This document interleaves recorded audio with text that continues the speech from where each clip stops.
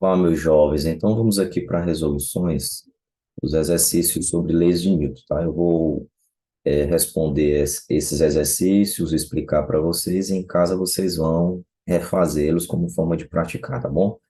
Então, vamos aqui para a primeira questão. Ele diz aqui, na primeira, considere as seguintes afirmações. Uma pessoa em um trampolim é lançada para o alto. No ponto mais alto de sua trajetória, sua aceleração será nula, o que dá a sensação de gravidade zero. Bom, esse item, pessoal, ele é verdadeiro, ok? Por que que ele é verdadeiro? Olha só, quando a pessoa ela se encontra dentro de uma aeronave, ela experimentará uma sensação de não ter gravidade no momento em que essa aeronave fizer uma manobra. Se ela subir até uma determinada altitude e desse ponto ela descer como se o motor estivesse desligado, ou seja, uma queda livre, as pessoas no interior da aeronave irão experimentar a sensação de gravidade zero, ou seja, é como se elas não tivessem peso, é como se o peso delas fosse zero, tá? Elas não vão sentir os seus braços, suas pernas, é como se elas não tivessem membros como pernas e braços. Essa é a sensação de gravidade zero, tá bom? Então, nesse caso aqui, a aceleração do corpo, ela será nula, tá? No momento em que ela experimentar a sensação de gravidade zero, a aceleração do corpo será nula. Segundo item, a resultante das forças agindo sobre um carro, andando em uma estrada em linha reta a uma velocidade constante, tem módulo diferente de zero? Bom, olha só, o detalhe da questão aqui está nessa expressão, velocidade constante. Olha só, quando a velocidade é constante, quando a velocidade de um corpo é constante, o que vai acontecer é que esse corpo estará em equilíbrio. Logo, se ele estará em equilíbrio, a força resultante, ou a resultante das forças, ou a soma das forças agindo no corpo, deverá ser igual a zero. Mas observe que ele está dizendo aqui que essa força resultante será diferente de zero, né? Ele diz aqui que a força será diferente de zero, o que está tornando a afirmativa errada, tá? Para essa afirmativa ser correta, a força resultante ela tem que ser igual a zero e não diferente de zero. Aqui, no caso, seria uma aplicação da primeira lei de Newton, né? O que que diz a primeira lei de Newton? A primeira lei de Newton diz que um corpo ele tem a tendência, né, por inércia, de permanecer no seu estado de repouso ou em movimento. Só que não é qualquer tipo de movimento. Qual é o movimento? É o movimento retilíneo uniforme, tá? Se isso acontecer, ele está em equilíbrio. E a resultante das forças é igual a zero, tá? E não diferente de zero. Então, o item 2 ele é falso. O item 3, as forças peso e normal, atuando sobre um livro em repouso em cima de uma mesa horizontal, formam um par ação e reação? Bom, olha só, a força normal, tá? Ela é a reação do peso. Isto quando o objeto está sobre um apoio horizontal.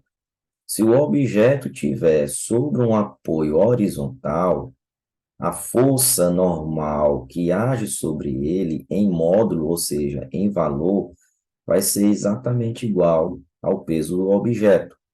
E aí, sendo assim, essas forças, peso e normal, constituirão um par ação e reação, ou seja, obedecerão à terceira lei de Newton, ok? Então, esse item 3 ele é verdadeiro. E aí, nós temos aqui as alternativas, de acordo com as leis de Newton, qual desses itens estão corretos, não é isso? Então, letra A diz que somente o item 1 e 2 são corretos, na verdade, o item 2 ele é falso. Letra B diz somente os itens 1 e 3 são corretos. Letra C, somente os itens 2 e 3 são corretos, na verdade, o item 1 é correto. Todas as afirmações são corretas, não são, porque o item 2 é falso. Nenhuma das afirmações é correta, na verdade, nós temos o item 1 e o item 3 que são corretos. Então, podemos observar que a alternativa correta é a letra B, que diz que o item 1 e o item 3 são corretos, ok? Próxima questão. Questão 2. Com a promessa de tornar economicamente mais viáveis os voos espaciais, uma empresa demonstrou ser capaz de fazer retornar os propulsores de seu foguete. A recuperação desses propulsores possibilita que eles sejam reparados para serem reutilizados em novos lançamentos. Após terem cumprido sua função, os propulsores do foguete se desprendem, caindo aceleradamente em direção ao planeta. Ao se aproximarem da superfície, retropropulsores são acionados, imprimindo uma força vertical e para cima de intensidade. Bom, observe o seguinte: no momento em que o foguete estiver voltando, tá? Digamos que o foguete esteja voltando. Quando ele estiver voltando, deixa eu fazer aqui um esqueminha para você perceber melhor. Quando ele estiver voltando, é necessário que tenha uma força contrária à força realizada pelos propulsores para que ele tenha uma frenagem, ok? Então, observe o seguinte: quando ele está voltando, nós temos aqui o peso dele atuando para baixo, ok? Então, é necessário uma força para cima para retardar o movimento dele. Nós teremos que ter uma força aqui para cima para poder retardar o movimento do foguete, tá? E essa força, qual deve ser a intensidade dela? Então, ele diz aqui, imprimindo uma força, olha só, imprimindo uma força vertical e para cima, de intensidade o quê? Olha, essa força, ela tem que ter uma intensidade, aqui nós temos o peso, olha só, aqui nós temos o peso, né, do foguete. Então, nós teremos que ter uma força F que seja maior do que o peso do foguete, para que ele seja retardado. Então, nesse espaço 1 aqui, você vai colocar maior, que a força tem que ser maior, ok? Então, imprimindo uma força vertical e para cima de intensidade maior que a do peso dos propulsores, diminuindo contínua e drasticamente a velocidade de queda, até próximo ao toque no solo. Nesse momento, os retropropulsores imprimem uma força vertical e para cima de intensidade. Bom, agora veja só. Quando o foguete desacelerar, devido à força F, tá? Essa força, ela, no momento da desaceleração, ela será maior do que o peso, mas no momento em que o foguete atingir a velocidade para completar o pouso, aí nós teremos uma situação de equilíbrio, ok? Nesse momento, em que ele atingir uma situação de equilíbrio, a força F será igual ao peso do foguete. E aí nós vamos ter uma situação de equilíbrio, tá? No momento em que a força F equilibrar o peso do foguete. Sendo assim, nesse momento, o foguete passará a descer com uma velocidade que é constante, ok? Então, a palavra que completa aqui o espaço é igual, tá? A força terá que ser igual ao peso para que ele desça suavemente, tá bom? Então, observe que a alternativa que completa corretamente as lacunas é a letra B, né, onde diz que, a princípio, a força é maior e depois a força se torna igual, ok? Questão 3. A mecânica clássica ou mecânica newtoniana permite a descrição do movimento de corpos a partir de leis de Newton.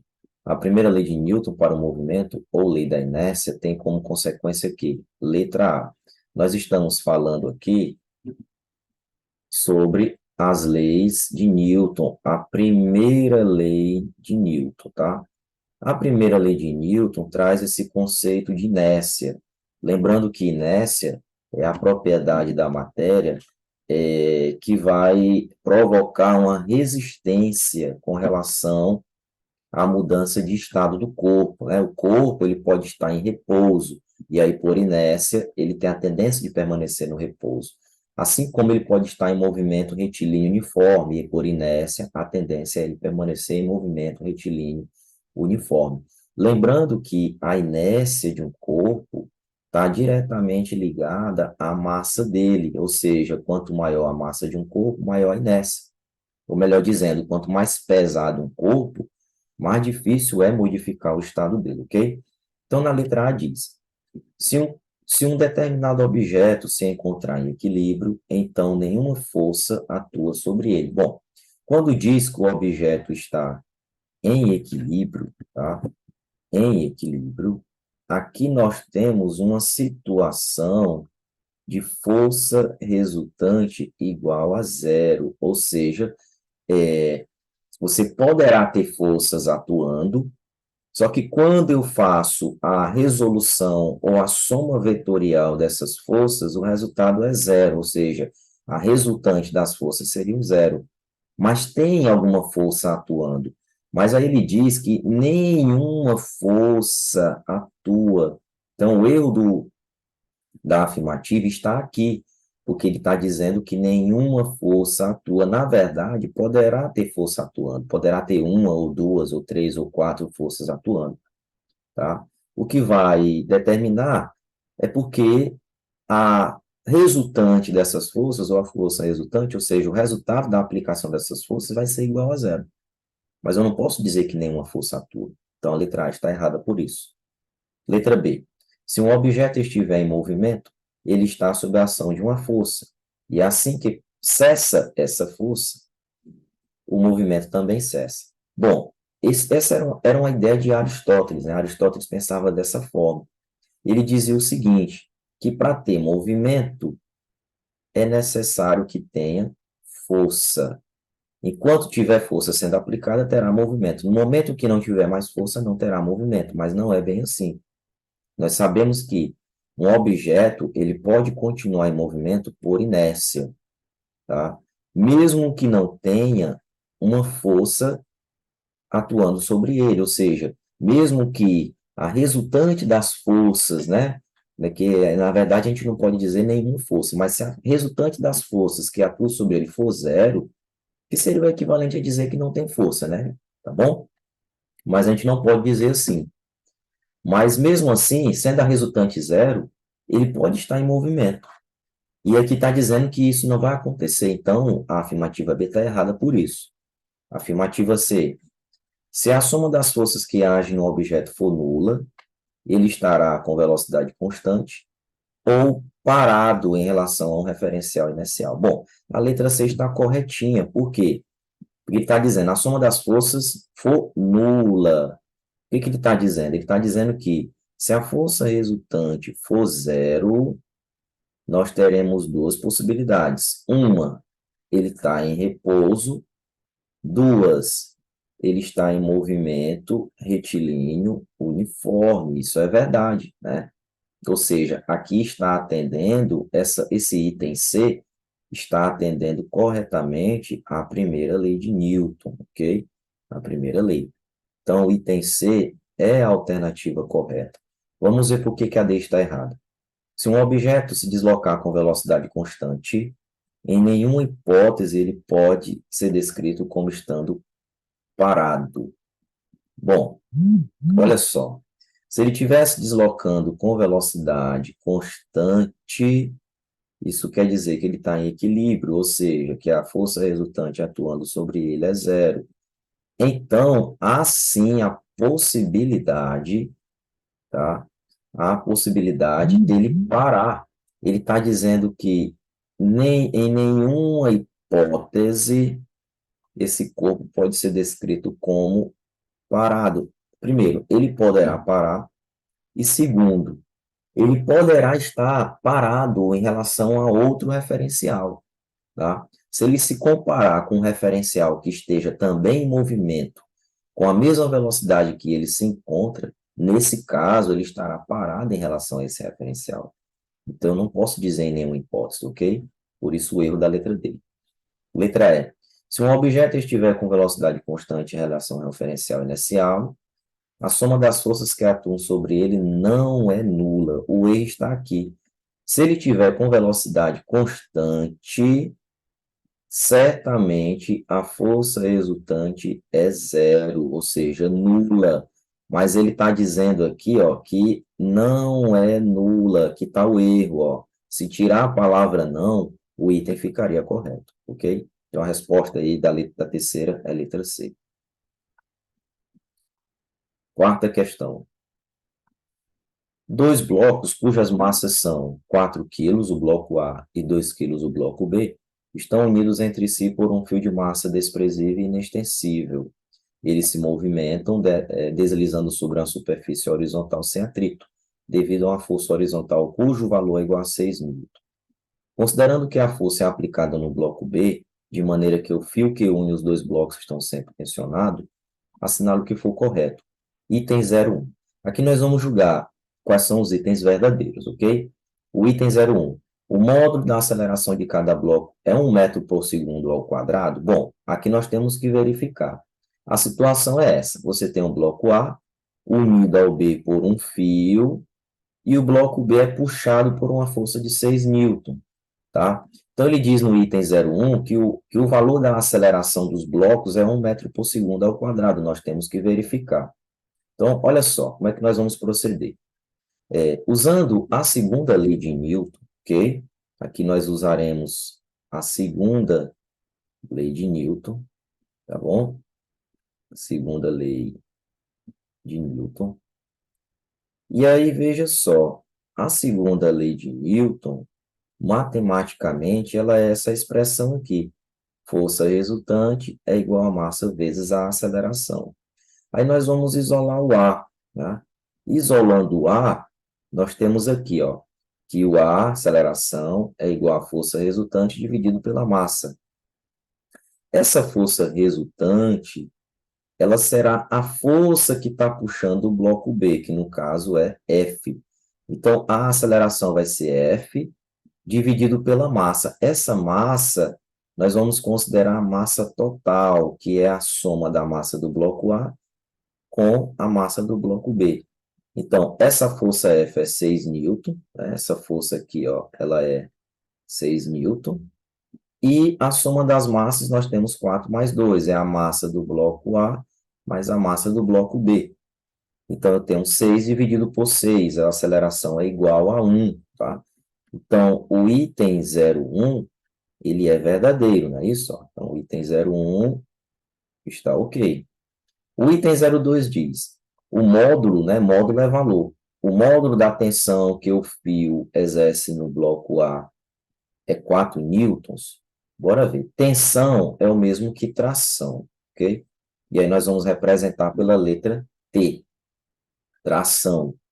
Então, quando o fio B é puxado por essa força de 6 newtons, por causa do fio, o bloco A é puxado, só que imediatamente antes do bloco A ser puxado, o fio ele é esticado, né? Ele é tracionado, tensionado, tá? E aí, usando de novo, novamente a segunda lei de Newton, ó, usando de novo a segunda lei de Newton, nós vamos comparar, tá?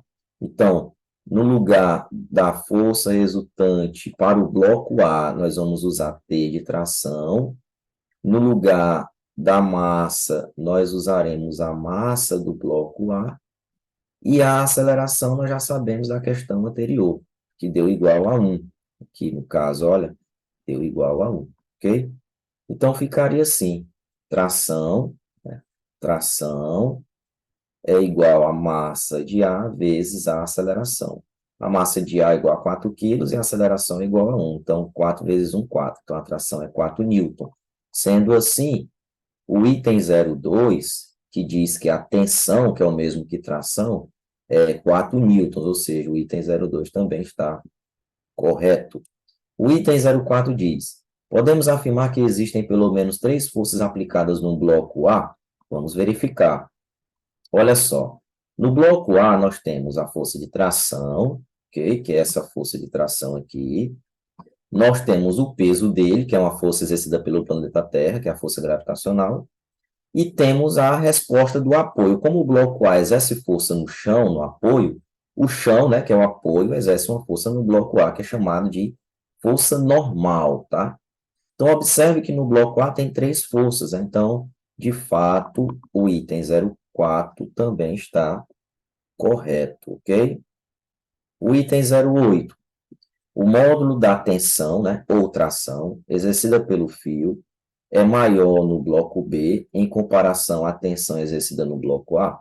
Bom, meus jovens, não existe isso com relação à tração de maior ou menor. Veja que o bloco B puxa o A pelo mesmo fio. Então, nós temos tração no bloco B e tração no bloco A. Sendo que essa força de tração no bloco A é a mesma do bloco B, porque é o mesmo fio. Então, essas forças, elas são iguais, tá? Não tem isso de dizer que uma é maior do que a outra, não. Elas são iguais. Então, o item 08, ele é falso, porque está dizendo que uma tração é maior do que a outra, ok? Problema 5. Sobre uma partícula, agem 4 forças representadas na figura a seguir. Qual a intensidade da força resultante sobre a partícula? Qual o valor da aceleração adquirida por ela se a sua massa vale 2 quilos? Então, ele pede a força resultante, não é isso? E pede o valor da aceleração. Veja só, olha só. Nós vamos aqui calcular a força resultante na direção vertical. Na direção vertical, a força na vertical é 8 menos 2, que é igual a 6. Então, eu vou ter um vetor para cima, por que para cima? Por que o vetor azul está para cima? Porque o vetor 8 newton, a força igual a 8 newton, ela está para cima, ela é maior. Por isso que o resultado aqui ficou para cima. E nós temos uma força horizontal aqui, olha, que será 12 menos 4, que é igual a 8. Por que que ela é para a direita, esse vetor verde, essa força horizontal é para a direita? Porque nós temos essa força de 12 newton, que é maior e ela está para a direita, ok? Então, a força resultante, FR, nós temos a força na horizontal para a direita e a força vertical para cima. Então, a força resultante seria esse vetor preto aqui. E aí nós usamos o teorema de Pitágoras para determinar esse resultado, tá bom? Então, você coloca aqui que a força resultante ao quadrado é igual à soma da força vertical ao quadrado com a força na horizontal ao quadrado. Então, nós teríamos aí 6 ao quadrado mais 8 ao quadrado. Então, 6 ao quadrado é 6 vezes 6, que é 36. 8 ao quadrado é 8 vezes 8, que é 64. Você soma 36 mais 64, dá 100. E extrai a raiz quadrada, né? Porque a força resultante está ao quadrado. Então, extraindo a raiz quadrada, nós temos que a força resultante é a raiz de 100, ou seja, é igual a 10 newtons. Então, ele pediu o valor da força resultante, não é isso? Aqui, força resultante igual a 10 newtons. E pediu a aceleração. Veja que a aceleração, ela é a força resultante dividido pela massa. A força resultante nós acabamos de encontrar, é 10. E a massa da partícula é 2 quilos, olha. Então, nós temos aí 10 dividido por 2, ou seja, 5. 5 metros por segundo ao quadrado é o valor do resultado, ok? Então, refaço esses problemas, tá? Pratiquem. Eu irei colocar outros exercícios para vocês praticarem, tá? Bons estudos.